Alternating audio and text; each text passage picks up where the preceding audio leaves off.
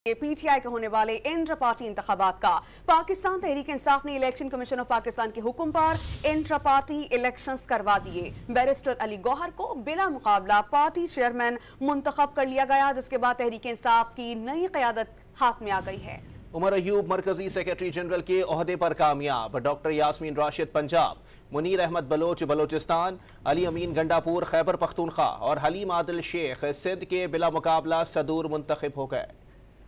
PTI में तब्दीली आ गई। बैरिस्टर गौहर अली चेयरमैन और उमर अयूब मरकजी जनरल सेक्रेटरी मुंतखब हो गए। दोनों का इंतखाब बिला मुकाबला अमल में आया। इंट्रा पार्टी इंतखाबात के चीफ इलेक्शन कमिश्नर नियाजुल्लाह नियाजी ने नताइज का ऐलान किया। नताइज के मुताबिक तमाम सूबाई सदूर भी बिला मुकाबला मुंतखब हुए हैं। यास्मीन राशिद पंजाब, मुनीर अहमद बलोच बलोचिस्तान, अली अमीन गंडापुर खैबर पख्तूनख्वा और हलीम आदिल शेख सिंध के सदूर मुंतखब हो गए। मरकजी और सूबाई दीगर ओहदेदारों के नामों का ऐलान इतवार को किया जाएगा। नौ मुंतखब चेयरमैन बैरिस्टर अली गौहर ने भरपूर तरीके से जिम्मेदारियां निभाने का अज़्म जाहिर किया। मैं जब तक हूँ खान साहब के नुमाइंदे के तौर पे करूँगा।